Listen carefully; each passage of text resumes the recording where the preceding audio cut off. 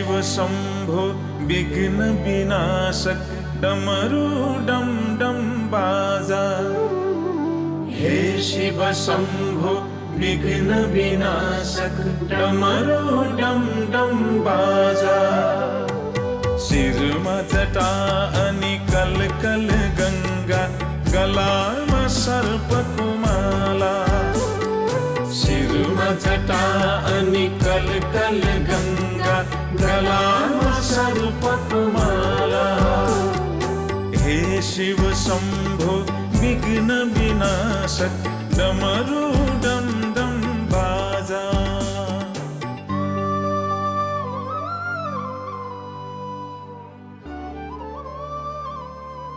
श्री गणेशाय नमः।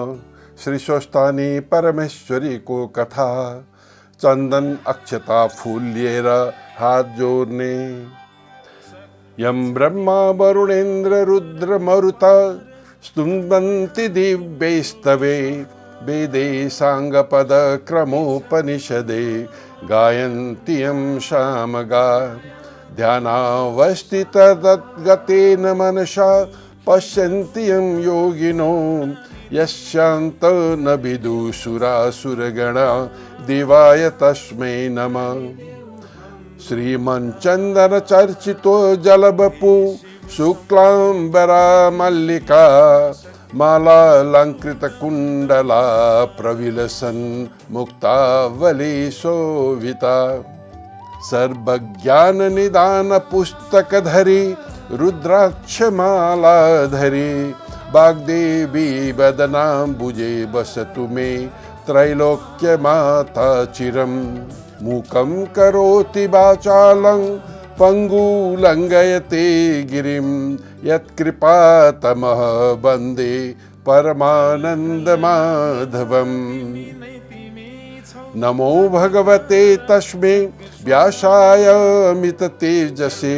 यस्य प्रसादाद् वक्ष्यामि नारायण कथामिमाम्। नारायणं नमस्कृत्य नर चैव नरोत्तमं। देवी सरस्वती व्यासं ततो जयमुदीरये। पुष्पांजलि पुस्तकमा चढाई ढोगिदिनु। विघ्न विनाशक डमरू डम डम बाजा। हे शिव शंभो विघ्न विनाशक डमरू। श्री स्वस्थानी व्रत कथा। श्री गणेशाय नमः। पंचमोध्याय। कुमारजी आज्ञा गर्नुहुन्छ हे अगस्त मुनि। दक्ष प्रजापतिले 33 कोटी कन्या 33 कोटी देवतालाई कन्यादान दिई सबैलाई ज्वाइँ बनाई आनन्दले रहे। या अगस्त मुनि सती देवीलाई श्री महादेवले विवाह गर्नुभएको कुरा कहिसके। अब के सुन्नको इच्छा छ भन, म भन्दछु भनी कुमारले भन्दा अगस्त मुनि बिन्ती गर्छन्। हे कुमार, त्रिपुरासुरले कसरी तपस्या गर्यो, श्री महादेवले त्यसलाई कसरी भस्म गर्नुभयो, त्यो सब मलाई आज्ञा गर्नुहोस्। कुमारजी आज्ञा गर्नुहुन्छ हे मुनिवर। अघि जब भगवान विष्णुले हिरण्याक्षलाई मार्नुभयो तब सम्पूर्ण दैत्य साह्रै दुखी भई पीर मान्न थाले। अनि माया नामको दैत्यले बडो पीर गरी मनमा विचार गर्न लाग्यो। कामदेव नहुँदा जस्तै रति थिइन् त्यस्तै त्यो दैत्यको राजा मय पनि भयो। अनि मनमा केही सुर चढ्यो र अरू 2 दैत्य तारकाक्ष र विद्युत प्रभ नाम गरेका आफ्ना साथीका साथ त्यो मय अघोर तपस्या गर्न लाग्यो। ती दैत्य पुष माघको जाडोमा हिमालयमा गई तपस्या गर्दथे। वैशाख जेठको डन्टलापुर घाममा पञ्चागिन तापी तपस्या गर्दथे। मुसलधारे पानीमा भिजी चौरमा बसी तपस्या गर्दथे। यस्तै तरहले तपस्या गर्दा गर्दा तिनीहरूले दिव्य 10,000 वर्ष बिताए। ती दैत्यका जिउमा केवल हाड छाला मात्र बाँकी रह्यो। फेरि ठुलो सुखदेखि पनि ठगिए। तैपनि तिनीहरू सूर्य समान तेजस्वी देखिन लागेर तिनका तपस्यादेखि ब्रह्माजी प्रत्यक्ष भएर भन्न लाग्नुभयो, हे दैत्य हो, तिमीहरू दैत्यमा श्रेष्ठ छौ। तिमीहरूको तपस्यादेखि म बहुतै खुसी भएँ। अब तिमीहरूको मनमा जे इच्छा छ त्यो वर माग, म दिन्छु। त्यस्तो सुनेर तिनीहरूले ब्रह्माजीलाई साष्टाङ्ग दण्डवत गरी खाली घुँडाले मात्र भूमिमा टेकी हात जोडी बिन्ती गरे, हे ब्रह्माजी, हजुर हामीदेखि प्रसन्न हुनुहुन्छ भने हामीलाई अवध्यत्व अर्थात् कसैले मार्न नसक्ने वरदान दिनुहोस्। हाम्रो बल पराक्रम पनि ठुलो होस्। फेरि विमान समान मैले जुन सुन्दर 3वटा पुर अर्थात् सहर बनाउने छु त्यसमा मानिसहरू जान नसकुन्। कसै गरे पनि हाम्रो मृत्यु नहोस्। हामी ठुला बलवान पराक्रमी हौँ, यस्तो वर दिनुहोस्। यसरी वरदान मागेको सुनि ब्रह्माजी आज्ञा गर्नुहुन्छ, हे दानव श्रेष्ठ, यस्तो अवध्यत्व वर दिन सक्दिनँ। कसै गरे पनि नमर्ने वर छोडी अर्को वर माग, म दिन्छु, त्यसमा फरक नमान। यसरी ब्रह्माजीबाट आज्ञा भएको सुनि मय दैत्य फेरि भन्छन्, हे प्रभु, अघि मैले बिन्ती गरे जति कुरा सब होस्। मृत्युको हकलाई ती मैले बनाएका 3वटै पुर एकै ठाउँमा रहने छैनन्। जब 10,000 वर्ष पुरा होला तब ती 3 पुर आधा निमेषभर मात्र एकै ठाउँमा जोडियुन्। त्यस आधा निमेषभित्रमा एक बाणले ती 3 पुरलाई जसले नाश गर्न सक्ला त्यही वीर हामीलाई मार्नमा समर्थ होस्। यस मयको यस्ता वचन सुनि तथास्तु भनी ब्रह्माजी सत्यलोक जानुभयो। त्यस मय दानवले पनि जगतको नाश गर्नका निमित्त आदि कल्पमा 3 पुर रच्यो। ती 3 पुरमा पहिला पुर चाहिँ फलामको, दोस्रो चाँदीको, तेस्रो सुनको बनायो। 3 पुर टह टह जुन लाग्नाले अति शीतल थिए।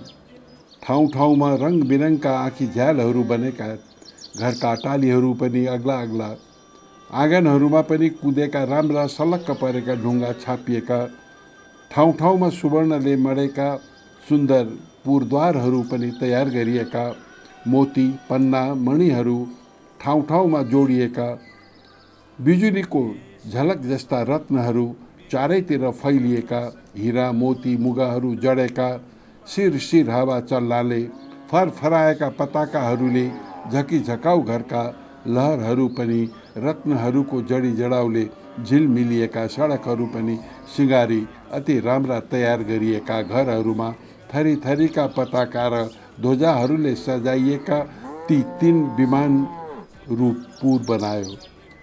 लाखौं अनमोल रत्नहरू जडेका हजारौं बगैँचा बनाई लहलहाउँदा सबै बिरुवाहरूमा सबै ऋतुका फल फूलहरू लट्रम्म भएका उत्पन्न गरायो। तलाउ पनि हजारौं थरीका कमलहरूका फूलले भरिएको गरायो। यसरी ती त्रिपुरका दैत्यहरूको झकिझकाउ भएका घर तयार भए। फेरि नाना तरहका मयूर आदि सुन्दर पक्षीगणहरूले शोभित भएका ती पुरुषहरूका नखच्छेद अर्थात् गोल स्तनमा खुर्पे चाँद जस्तो नङको घाउ लागेको, बारुणी अर्थात् मदिराले लाल आँखा भइरहेका, लाजमानी मुसुक्का हाँस्दा फूल वर्षाउने यस्ता सुन्दरी स्त्रीहरूले व्याप्त भएको त्यो त्रिपुर सहर अति मनोहर देखिन लाग्यो। यस्तो 3 पुरमा जो फलामको पुर मयले बनाएको थियो त्यो तारक नामको दैत्यलाई दियो। वर्णले भनेको अति उत्तम पुर थियो, त्यो राजा मयले आफैलाई राख्यो। अनि त्यो त्रिपुर दैत्यपतिका मन्त्रीहरूले शोभायमान भयो। त्यो दैत्यराज पनि आफ्ना सबै शत्रुहरूका सेनालाई जिती ब्राह्मण वर्ग र वृत्त वर्गले सहित भई स्त्रीहरूका साथ रहँदा नाना तरहका सुख पाउन लाग्यो। दैत्यहरूले तिनै लोकको आनन्द लुटेर खुब गम्कदै सम्पूर्ण देवताहरूलाई जिती ल्याउँ भनी उनीहरूलाई मार्न लागे। उनका बगैँचाका वृक्ष बिरुवाहरू जरै समेत उखेल्न गई लगाई आए। यस्ता तरहले देवताहरूलाई दुःख दिँदा दिँदा धेरै काल बित्यो। तब तिनीहरूसँग इन्द्रादि देवताहरू खुब रिसाए। ब्रह्माजी कहाँ गई ती दैत्यहरूको सम्पूर्ण उपद्रवको विस्तार गरे। तब ब्रह्माजीले सबै देवताहरूलाई शान्त गराई आज्ञा गर्नुभयो, हे देवता हो, त्रिपुरासुर दैत्यहरू बडा बलवान छन्, तिमीहरू तिनको नाश गर्न सक्दैनौ। तस्मात् नारायण आदि हामी सबै देवता महादेवका शरणमा जाउँ। उनै महादेव हाम्रा गति छन्। उनै महादेवले हामीहरूका शत्रु दैत्यहरूको नाश गर्नेछन्।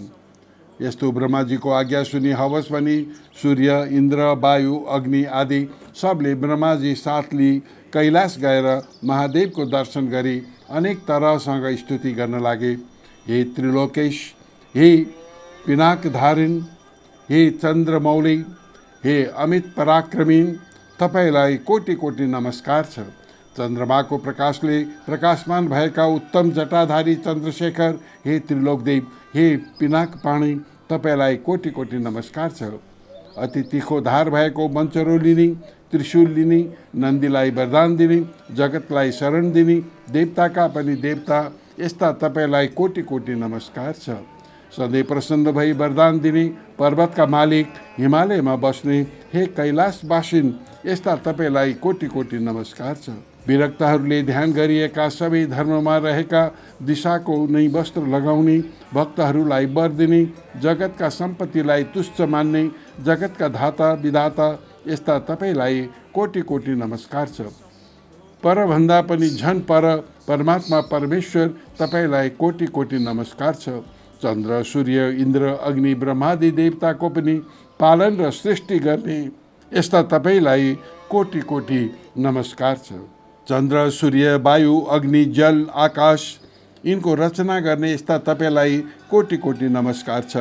दक्षको यज्ञ विध्वंस गर्ने, पुषाको दाँत भाँचिदिने, कामदेवलाई भस्म गर्ने, यस्ता तपाईलाई कोटि कोटि नमस्कार छ। हे पुरुषोत्तम, हे सौम्य व पुष्पन, हे महादेव, सब जगतको सृष्टि स्थिति संहार गर्ने, यस्ता तपाईलाई कोटि कोटि नमस्कार छ।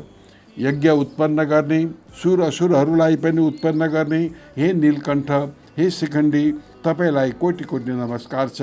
सधैँ श्मशानमा बास बस्ने, सधैँ दैत्यको नाश गर्ने, मोह छुटाउने, अज्ञानको ध्वस्त गर्ने, यस्ता तपाईलाई कोटि कोटि नमस्कार छ। सधैँ मोक्ष रूप वरदान दिने, सधैँ अमृत स्वरूप, पर्वत पुत्री पार्वतीका भर्ता, कुमारका पिता, यस्ता तपाईलाई कोटि कोटि नमस्कार छ। हे विश्वेश्वर, हे चण्डेश्वर, हे योगेश्वर, हे सर्व, हे रुद्र, हे भीम, हे शम्भु, हे ईश्वर, हामीसँग प्रसन्न हुनुहोस्, हजुरलाई कोटि कोटि नमस्कार छ भनी यसरी देवताहरूले स्तुति गरेको सुनि प्रसन्न भई तिनको इच्छा जानी महादेवले आज्ञा गर्नुभयो। हे देवता हो, जो वर माग्छौ माग, मबाट नपाइएला भन्ने केही छैन। म सब कुरा दिन्छु, लोकमा मैले नदिने कुरा केही छैन। त्यस्तो आज्ञा भएपछि सम्पूर्ण देवताहरू बिन्ती गर्छन्, हे प्रभु, ब्रह्माजीको वरदानले उम्लेका मय आदि दैत्यहरूले हाम्रा उर्वशी आदि अप्सराहरू बल जफत लुटे। सब बगैँचाका उत्तम उत्तम बिरुवाहरू पनि लुटी बगैँचा लथालिङ्ग भताभुङ्ग पारे। सब देवतालाई दल भन्दै हामीहरूलाई दुःख दिन्छन्। हे भगवान, ती दैत्यलाई मार्न ब्रह्माको पनि तागत छैन, विष्णुको पनि खुबी छैन। हे करुणामय, अब कसो गर्ने? जसरी देवताहरूको जय हुन्छ त्यो वरदान बक्सुनुहोस् भनी यसरी स्तुति गरेपछि महादेवले प्रसन्न भई देवताहरूलाई भन्नुभयो, हे देवता हो, तपाईहरूले मेरो 11 अंश धारण गरी रुद्र तेजोमय रूप भई दानवहरूलाई नष्ट गर्नुहोस्। यति महादेवले आज्ञा भएपछि देवताहरू फेरि बिन्ती गर्छन्, हे भगवान, हामी हजुरका तेजको सहस्रांशको 1 अंश अर्थात् 1000 भागको 1 भाग पनि धारण गर्न सक्दैनौँ। माहेश्वर तेज धारण गर्नु त के कुरा, हेर्नलाई पनि हाम्रो सामर्थ्य छैन। हे भगवान, हाम्रो उप प्रसन्न हुनुहोस्, हामीले केही गरे पनि दैत्यलाई जित्न सक्दैनौँ। हे भगवान, आफैले त्रिपुरासुरलाई मार्नुहोस्। तिनलाई ब्रह्माजीबाट वरदान मिलेको छ कि दिव्य 10,000 वर्ष बितेपछि मात्र तीन पुरको आधा निमेषसम्म भेट हुनेछ। त्यति आधा निमेष भित्रमा एक बाणले त्यो पुरको जसले भस्म गर्ला त्यसैबाट तिनीहरूको मरण हुनेछ। यस्तो वरदान पाएका दैत्यहरूको नाश गर्न हाम्रो सामर्थ्य छैन। हे प्रभु, हाम्रा उप प्रसन्न हुनुहोस्, त्यस त्रिपुरासुरको नाश गर्नुहोस्। यसरी स्तुति गर्ने खिन्न चित्त भएका देवताहरूलाई आश्वासन गरी सम्झाई बुझाई महादेवबाट आज्ञा भयो। हे देवता हो, यदि त्रिपुर त्यस्तो दुर्वेश छ भने तपाईहरूको निमित्त म आफै एक बाणले ती तीनै पुर भस्म गरिदिनेछु। त्यो त्रिपुरासुरको नाश रथमा बसेर गर्नुपर्नेछ। त्यस बखत दैत्यले रक्षा गरिएको त्यो त्रिपुरसित लड्दा मेरो बल थामी नसक्नुहुनेछ। त्यसैले हिमालय पर्वत जस्तै बलियो रथ तयार गराउनुहोस्।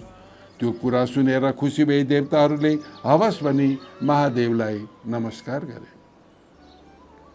हे मुनि श्रेष्ठ, महादेवका निमित्त विश्वकर्माले सम्पूर्ण देवतालाई युक्त भएको सुवर्णमय रथ तयार गरे।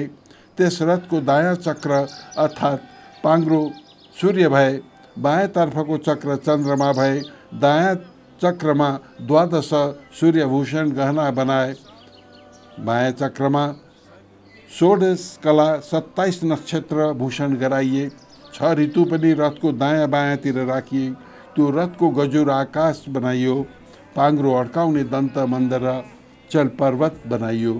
अस्ताचल र उदयचल यी 2 पर्वत पाङ्ग्राका चुकुल बनाइए। उत्तर र दक्षिण अयन समस्त रथको वेग भए। 4 समुद्र रथका 4 कुण्डलीका भए। गङ्गादि सबै तीर्थहरू रङ बिरङका गहना कपडाले ठाटिएर स्त्री रूप भई हातमा चमर लिई त्यस रथमा रहे। लगाम पक्री रथ थाक्ने सारथी ब्रह्मा भए। ब्रह्मस्वरूप ओमकारको कोर्रा बनाए। विन्ध्य पर्वतको छाता बनाएर चित्र कुटाचल उसको पार्श्वदण्ड बनाइयो। सुमेरु पर्वतको धनु बनाए। शेषनाग धनुषको ताँदो भए। सरस्वतीको देवी घण्टा भइन्। साक्षात् नारायण भगवान विष्णु अग्निबाणको टुप्पो भए। 4 वेद रथका 4 घोडा भए। तारागणहरू घोडाका गहना भए। यसरी धनुबाण सहित भएको रथ तयार भएपछि भगवान शङ्कर पृथ्वी र आकाशलाई कम्पाउँदै त्यसमा चढ्नुभयो। उहाँपछि शिवका नन्दी, शङ्ख कुकुर्ण, चण्डेश्वर, गणेश्वर, योगाक्षी तथा त्रिशूल पट्टिस हातमा लिएका, नाना तरहका शस्त्र चलाउन जानेका सबै पार्षदले थरीथरीका शङ्खभेरी मृगन्ध बजाउँदै महादेवका उपर चित्र विचित्र पुष्पहरूको वर्षा गर्न लागे। त्यो तेज थाम्न नसकी सबै देवताहरू लट्ठिए। महादेवले देवताहरूलाई त्यसरी लट्ठिएको जानी आफ्नो तेज खिची केही शान्त गर्नुभयो र देवताहरूले त्यो तेज अलि थाम्न सके। उहाँपछि हे श्रेष्ठ मुनि, उसै बेलामा नारदजीले दैत्यहरू कहाँ गई भने महादेव देवताहरूको स्तुतिदेखि प्रसन्न भई तिमीहरूलाई मार्न भनी आउन लागे। अब तिमीहरूको जस्तो इच्छा हुन्छ सोही गर, नत्र तिमीहरूको सत्यानाश हुनेछ। त्यस्तो नारदले भनेको सुनेर मायाले आफ्ना साथी तारकाक्ष र भिन्दुनमाली आदि सबै दैत्यहरूलाई त्यो कुरा सुनायो। तब दैत्यहरूमा श्रेष्ठ तारकले भन्यो, हे राजन, किन चिन्ता गर्नुहुन्छ? वास्तवमा देवताहरूलाई मार्न सकिन्छ। यो त्रिपुर भेदन गर्न कसको सामर्थ्य छ र? देवता, यक्ष, किन्नर, गन्धर्व सबै मिली आए पनि यो त्रिपुर अवेद्य अर्थात् भेदन गर्न नसकिनेछ। फेरि साम, दान, दण्ड, भेद आदि नीति छन्। जित्न भनेर आइलाग्ने बलियो शत्रुलाई पराक्रमले जाइ लागि दण्ड दिनुपर्छ। यसरी राजा तारकले भनेको सुनि बिन्दुनमाली भन्छन्, हे राजन, बलहीन देवताहरू हामीसित केही गरे पनि भिड्न सक्दैनन्। तैपनि तिनीहरूको मूर्खाइले हामीसित लड्न आए भने मारिनेछन्। हे राजन, चिन्ता के को छ? लडौँ, सबै देवतालाई जिती तिनै लोकको इन्द्रपद भोग गर्नुहोस् अनि हिरण्याक्ष, हिरण्यकशिपु जस्तो भई 14 भुवनको सम्पत्तिको भोग गरी तिनीहरूको काँधमा पुग्नुहोस्। यसरी बिन्दुनमालीले भनेको सुनेर माया भन्दछन्, हे दैत्यवीर हो, अब हाम्रो नाशको बखत भयो भनी बारम्बार शिर कपाउँदै फेरि पनि भन्दछ, यदि शत्रु जोडतोडको छ भने मात्र लड्नुपर्छ। आफूभन्दा बलियो छ या निर्दो छ भने त्यससँग सामदान गर्नुपर्छ। जो सबै जगतका मालिक प्रभु ईश्वर छन्, उनै महादेव देवता हामीहरूका पनि स्रष्टा हुन्।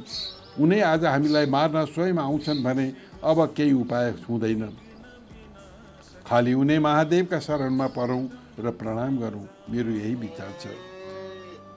यदि अब हामीले ठुला बनेर महादेवसँग भिडेर युद्ध गऱ्यौँ भने अवश्य उनले हेर्न साथ हामी भस्म हुनेछौँ। ब्रह्मादि देवता पनि साना भई जसका शरण पर्दछन् आज उनै भगवान महादेव हामीलाई संहार गर्न आउनुभयो भने अब हाम्रो केही लाग्दैन। जो छिनमै सबै जगतको सृष्टि स्थिति र संहार गर्न समर्थ छन्, जो मुक्तिका दाता हुन्, उस्तामा श्री महादेवसँग हामीहरू कसरी भिड्न सकौँला? हाम्रो विधिहीन तपस्याले के हुन्छ र? त्यसमा पनि तिमीहरूले कति समयसम्म भोग गर्यौ? यसकारण म भन्दछु, हे भाइयो, तिमीहरूलाई कालले कुतकुत्याएको छ र युद्ध गर्न भनी तम्सिएका छौ।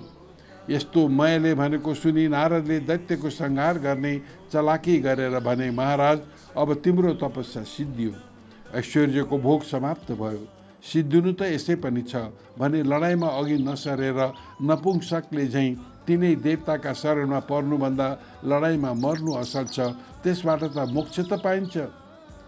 यदि महादेवको हातबाट मर्यौ भने उनका प्रथम गणको अधिपति होउला।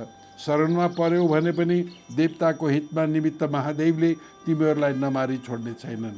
फेरि यस्ता दैत्यको राजा भएर पनि कातरता गर्दछौ। कातरतादेखि शिवजी प्रसन्न हुनुहुन्न, सुरदेखि मात्र प्रसन्न हुनुहुन्छ। किन नलड्नु? लड, केही गरी जित्यौ भने तिनै लोकको राज्य पनि भोग गरौँला।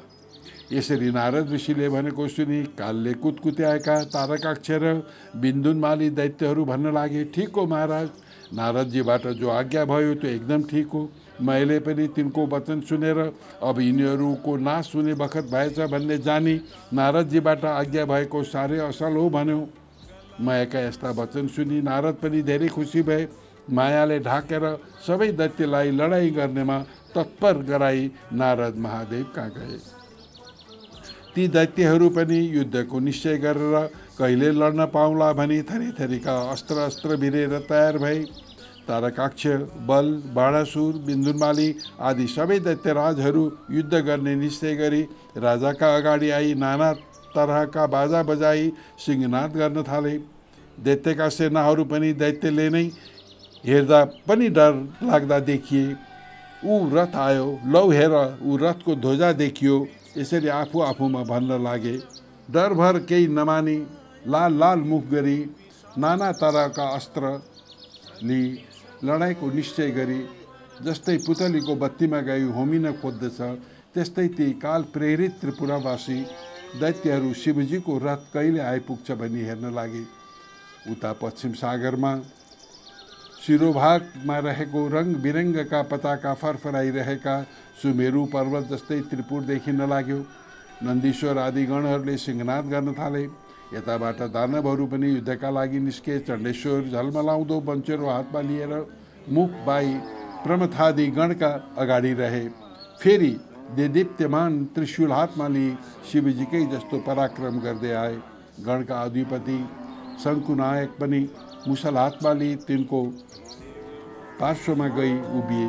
नन्दी, भिरङ्गी, वीरभद्र आदि सबै गण वज्र, त्रिशूल, गदा परि लिई युद्धका निम्ति अघि सरे। दैत्यगण पनि महादेवको रथ आएको देखि युद्ध गर्न भनी थरी थरीका हतियार हातमा लिई निस्केर गणहरूसँग साह्रै रिसले युद्ध गर्न लागे। तब महादेवले अब यति भएपछि त्रिपुर डर्ने भयो भन्ने सम्झी हाँस्दै लड्नलाई तयार भएर ठुलो सिंहनाद गरी युद्ध गर्न लाग्नुभयो। नन्दी पनि महाबली दैत्यगणसँग युद्ध गर्न लागे। भृङ्गीले पनि 10 बाण छोडी विद्युत प्रवाहलाई भेदन गरे। फेरि लाल लाल आँखा गरी शिलाले ठोक्दा पनि त्यसलाई केही भएन। श्रृङ्गी र रिटीले त्यसको पिठ्युमा प्रहार गरे। तब त्यसले पनि पूर्ण फुङ्कार गरी शूलले भृङ्गी र रिटीलाई प्रहार गर्यो। त्यसको चोट खप्न नसकी भृङ्गे र रिटी त्यहाँबाट भागे। जब त्यस दैत्यराजले तिनीहरूलाई जिते थियो तब गणनायक गणेशका कानमा 1000 बाण छोडी छिया पार्यो। फेरि 63 पल्ट 10 बाण छोडी गणेशका मर्मम घाउ गरायो। तब गणेशजी खुब रिसाए। आफ्नो सुँड पसारी त्यसका गर्दनमा केही फरक्क निमोठी मत्ता हात्तीले कमलको फूल सुँडले बेरी तलाउबाट उखेली फ्याँकेजै गरी विद्युत प्रवाहको शिर उखेली फ्याँकिदिनु भयो। शरीरबाट छुट्टिएको त्यो शिर तलाउबाट छुट्टी हात्तीका दाँतमा अड्किएको कमलको फूल झैँ देखिन्थ्यो। त्यो देखि भृङ्गीले नाना तरहको गणेशको गान गरे। तब नेमी र बल दुई दैत्य रिसले चुर भएर आई गणेशलाई मर्मम बाण प्रहार छोडी घाउ गराउन लागे। शङ्खपूर्णले तिनलाई बिचैमा रोकी तिनका ध्वजा, रथ, सारथी, घोडा सब काटी तिनलाई विरथी गराए। तब ती दुईवटा दैत्य पनि झट्ट अर्को रथमा चढी आई ती चण्डेश्वर गणनायकका मर्ममा हजारौँ बाण हानी घाउ गराउन लागे। तब ती गणेश्वरले पनि रिसले लाल लाल आँख गरी भयङ्कर मुसलको प्रहार गरी दुवैलाई यमराज कहाँ पुर्याइदिनु भयो। अनि पछि त्रिपुरवासी जो ठुला ठुला दैत्यहरू थिए ती सब रिसाउँदै बराबर लुडाका लुडा निस्केर नाना तरहका बाण, वज्र, त्रिशूल, वञ्चरो लिएर महादेवका गणमाथि झम्टी घनघोर युद्ध गर्न लागे। शिवगण पनि शिवको आज्ञा पाएर जस्तै उन्मत्त सिंहले मृगलाई भट्काउँछ त्यस्तै गरी दैत्यका सैन्यलाई भट्काई बारम्बार छिन्न भिन्न गरी मार्न लागे। दैत्यहरूमा कसैका शिर छैनन्, कसैका गिड छैनन्, त्यसैले रितले नाश हुन लागे। रगतको नदी बगे झैँ भयो। हावाले छिन्न भिन्न भएको मेघ झैँ वज्रको तोडले चकनाचुर भएका पर्वतहरूका टाकुरा गिर्दै सबै दैत्यहरू पश्चिम समुद्रमा पर्न लागे। जब नेमी बल नामक दैत्यहरूलाई शङ्खपूर्णले मारे भन्ने दैत्यहरूले सुने तब रिसले चुर भएर तारक नाउँको दैत्यले पुरदेखि निस्की गणनायकमाथि झम्ट्यो र नाना तरहसित बाण वर्षा गर्यो। तब गणनायक शङ्खपूर्णले पनि त्यस महाबली दैत्यका शिरमा प्रहार गरी सिंहनाद गरे। जब त्यो दैत्य केही गिर्ला जस्तो भयो तब झन् त्यस दैत्यलाई भालाले प्रहार गरे। अनि त्यो तारक दैत्यले पनि रिसले जुर मुराउँदै उठेर चक्रको प्रहार गरे। गणेश्वर शङ्खपूर्णले पनि मुड्की नै खुब पीडा गर्ने गरी त्यसलाई हाने। शङ्खपूर्णको मुड्की खाएपछि त्यो मूर्छा भई भूमिमा गिर्यो र हतियारहरू छाडी त्यो दैत्यलाई चोट खप्न नसकी मृत्युमा प्राप्त भयो। यसरी त्यसलाई गिरेको देखि दानवहरूले उठाई मायाको दरबारमा लिएर आई सारा हाल बताई विलाप गर्न लागे। तब ती रुन लागेका दैत्यहरूलाई सम्झाई बुझाई मायाले भन्यो, मेरो घरमा अमृतको कुण्ड छ, त्यसैमा दैत्यहरूलाई चोबी बचाऊ। ती दैत्यहरूले हवस भन्ने प्रसन्न भई अमृतमा चोबी दैत्यपति तारकासुरलाई बचाएर मरेका अरू दैत्यलाई पनि बचाइदिए। दैत्यहरू खुसी भएर मायालाई शिर नुहाई प्रणाम गरे। तब त्यो तारकाक्ष फेरि तुरुन्तै सङ्ग्राम भूमिमा आयो र ब्रह्माजीले देखि आफ्ना बायाँ हातले त्यस दैत्यलाई देखाई महादेवसँग भन्न लाग्नुभयो, हे महादेव, त्यो दैत्य अघि मरेको थियो, अहिले फेरि बाँचेर आएछ। मायाका घरमा अमृत छ, त्यसैले दैत्यहरूलाई बचाउँछ। हे शम्भु, यसको घरमा अमृत छौन्जेल ती मरेका दैत्यहरूलाई बराबर बचाउनेछ। यसकारण बाण प्रहार गरेर त्यो अमृत सोच्नुपर्छ। यस्तो सुनेर श्री महादेवले बाण प्रहार गरी अमृतलाई सोच्नुभयो। त्यो देखि ब्रह्माजी बिन्ती गर्नुहुन्छ, हे देवेश, अब यो बाण चाँडै छोड्नु भए शत्रु नाश होलान्। यी पुर आधा निमेषभर जोडिएर फेरि अलग हुनेछन्। त्यस बेलामा बाण प्रहार गर्नुहोस्। यी पुर जोडी अलग भएपछि फेरि बाण छोडे पनि केही हुने छैन। हे भगवान, यदि मेरो बिन्ती लाग्छ भने बाण प्रहार गर्नुहोस् र यो त्रिपुरको नाश गर्नुहोस्। यस्तो ब्रह्माजीले भनेको वचन सुनि श्री महादेवले लौ हुन्छ भनी त्यो उग्र बाण धनुमा चढाई धनुलाई तलमाथि झुकाउनु भयो। दिव्य 10,000 वर्ष पुगेपछि आधा निमेषका निमित्त त्रिपुर जोडिएको मात्र थियो। महादेवले आफ्ना योग बलले त्यस बखत सारा जगत निश्चल गराउनु भयो र उहाँपछि जसको टुप्पामा अग्नि र चन्द्रमा थिए त्यो नारायण रूपी बाण प्रहार गरिहाल्नुभयो। त्यो बाण महादेवले प्रहार गर्न साथ त्यस त्रिपुरका घरहरू चारैतिर डढ्न लागे। आमैनी बाबैनी अब लौ मारियो, मरेनी, यस्ता चिच्याएको मात्र सुनिन लाग्यो। तब महादेवले नन्दीलाई डाकी हराउनु भयो। नन्दीस भक्तो मम विश्वकर्मा, दहते पुरम तस्य यथा न वहिनी तथा नलं शाम नन्दी देव शीघ्रम समागच्छ निवारयश्च। हे नन्दी, तिमी चाँडो गई अग्निलाई भन, त्यो मेरो भक्त हो, यसलाई तिमीले न डराउनु। महादेवको यस्तो आज्ञा सुनि आफ्ना तपोबलको बाहुतुल्य भई बाणभन्दा पनि चाँडो गई नन्दी मयको घरमा पुगी। उहाँ गई देखे मय दैत्य शिवलिङ्ग अगाडि राखी शिवको ध्यान गरी बसिरहेको छ। तब नन्दीले बोलाएर तिमीलाई अग्निले जलाउने छैनन् भने र मयले ती गणराजलाई नमस्कार गर्यो। उसै बेला अग्नि पनि त्यहाँ आइपुगेर उनलाई नन्दीले महादेवको आज्ञा सुनाए। तब अग्निले मयलाई भने, तिमी अब यहाँबाट चाँडै निस्क। मय पनि हवस् भनी सुवर्णमय शिवलिङ्ग लिई उत्तिखेरै पातालमा गयो। नन्दीले पनि फर्की सबै विस्तार महादेवसँग बिन्ती गरेर उहाँपछि त्रिपुर भस्म हुन लाग्यो। त्यसका वेदी र घर सबै भस्म भए। खाली दैत्यहरू रोए कराएको शब्द सुनिन लाग्यो। वस्त्र खुस्केका स्त्रीहरूले पनि निस्कँदै रोएका शब्द सुनिन लाग्यो। झ्याल विमान अटालीहरूमा झुलेका यौवन बत्ती, मदले लाल आँखा भएका आफ्ना पतिहरूका प्यारी भएका स्त्रीहरू अग्निबाणले भयभीत भई घर घरमा जथाभावी दगुर्न लागेको देखिन थाले। जस्तै पर्वतमा रहेका किन्नरहरू व्याकुल हुन्छन्, त्यस्तै कोही आफ्ना पतिलाई आकुल भई अङ्कमाल गर्न लागे, कोही भाग्न लागे। बाँकी रहेका दैत्यहरू पनि आफ्ना स्त्रीहरूलाई बोकी त्रिपुरदेखि भाग्न लागे। शिवभक्ति नभएर त्यसरी दुःख पाएका, गहना वस्त्र केही पनि नभएका देख्नमा पर्वत जत्रा दैत्यहरू सागरमा खस्न लागेको देखिन थाले। जो स्त्रीगण आकुल भई समुद्रमा खसेथे, जो दानव गिरेथे, तिनीहरूलाई नाना तरहका जल जन्तुले लुच्न लागे। आफ्ना पतिलाई जलमा देखि आकुल भई विलाप गर्दै अग्निमा प्रवेश गरी डढी मरेका पनि देखिन थाले। रत्यावसाने पतिखेदितानां प्रीत्यैरिवासा मभिगन्तुकाम सर्वे ततो दैत्यवृषा समार्या प्रदम्यमानं स्त्रीपुरे भवेयु।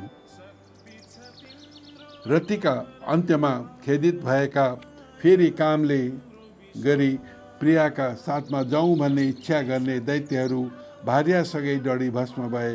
पुर डढेपछि ब्रह्मादि सब देवता आफ्ना आफ्ना अधिकारमा रहेर शिवजीलाई प्रणाम गरी स्तुति गर्न थाले। हे भगवान, यो जो रौद्र कर्म आज हजुरले गर्नुभयो त्यो अरू कसैले गर्न सक्दैन। आज हजुरले दैत्य मारी त्रिपुर भस्म गर्नुभयो। हे महादेव, हाम्रो आपत्ति हर्नुभयो। सबैतिर सधैँ स्थिर भएर रहने यस्ता हजुरलाई नमस्कार छ। यो सुनेर महादेवबाट आज्ञा भयो, हे देवता हो, मैले तिमीहरूलाई सधैँ पुत्रवत पालन गर्नुपर्छ। आज शत्रु मर्नाले तिमीहरूको अभिलाषा पुरा भयो। अब तिमीहरू खुसी भई आफ्ना आश्रममा जाऊ। यस्तो महादेवको आज्ञा पाएपछि शिवजीलाई प्रणाम गरी सबै देवताहरू आफ्ना आश्रममा गए। देवता गएपछि साध्यहरूबाट पुजिँदै नन्दी, भिरङ्गी, भूत, प्रेत, प्रथमगणले सहित महादेव पनि कैलाशमा पाल्नुभयो। हे मुनि, कसैले वर्णन गर्न नसकिने त्रिपुरादाह मैले वर्णन गरेँ। जो शिवभक्त मनुष्य प्रसन्न भई पवित्रताका साथ यसको पाठ गर्ला, त्यो पापदेखि रहित भई अन्त्यमा देवता भई स्वर्गलोकमा रहला। इति श्री स्कंद पुराणे केदारखण्डे माघ महात्म्ये कुमारे अगस्त संवादे श्री स्वस्तानी परमेश्वरिया व्रत कथा त्रिपुर दहन वर्णन नाम पंचमोध्याय। जल थल नभमा तिमी नै तिमी छौ, जगका रक्षक स्वामी।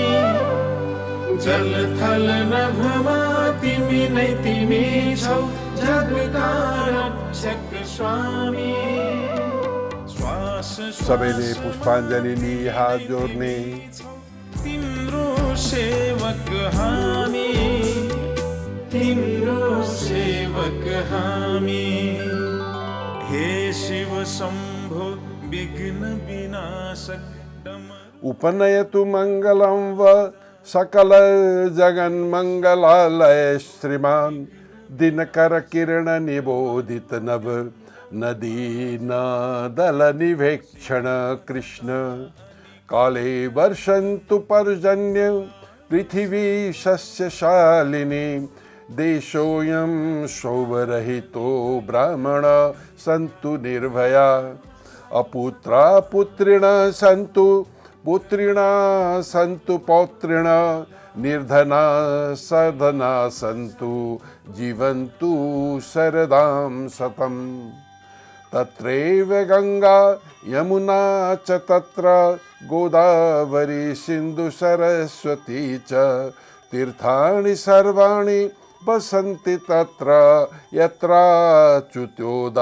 कथा प्रसंग या कुन्देन्दु तुषारहार धवला या शुभ्रवस्त्रवृता या वीणाभरदण्डमण्डितकरा या श्वेतपद्मासना या ब्रह्माच्युत शंकर प्रभृति वीरदेवै सदा वन्दिता सा मा पातु सरस्वती भगवती निशेषजाड्यापहा कायेन वाचा मनसेन्द्रियर्वा बुद्ध्यात्मना वा प्रकृति स्वभावात् करोमि यद्यत् सकलं परस्मै नारायणति समर्पयेत्। श्री शोस्तानी परमेश्वरी कथा। गंगा जलामसर्पकुमाला हे शिव शंभो विघ्न विनाशक डमरू